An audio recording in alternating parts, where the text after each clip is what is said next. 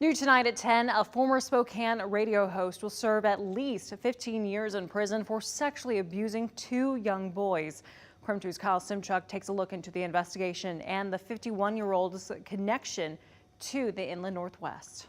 This mugshot shows Kris Seibers back in August when he was arrested. Authorities say the 51-year-old thought he was messaging a young boy for sex and asked the child to meet at his Coeur d'Alene workplace. But instead of a child, Post Falls police confronted him instead.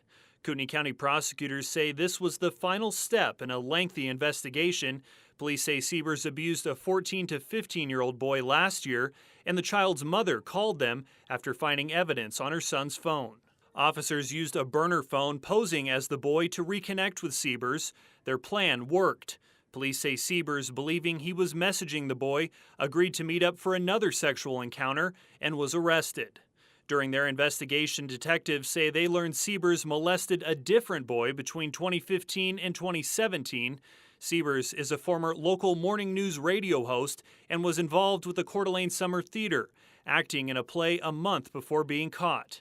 Days after his arrest this summer, the theater's artistic director went on Facebook telling parents in part, quote, "Thankfully, there were no incidents of suspicion involving the alleged during his time working on The Sound of Music. Coeur d'Alene Summer Theater follows strict safety protocols when working with minors."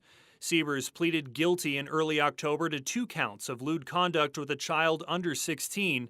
Court records show his wife filed for divorce 2 days later. Seibers faced a maximum sentence of life in prison.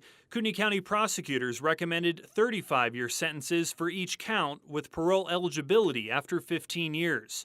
District Judge Barry McHugh sentenced him to 30 years for each count. Seibers will be eligible for parole in 15 years. In his ruling, Judge McHugh noted there was, quote, "no indication that the conduct would have ceased but for the investigation having been initiated," and told Seibers, "a 14-year-old does not have the wherewithal to consent. That is not possible and should have never happened." In Coeur d'Alene, Kris Seibers, KREM 2.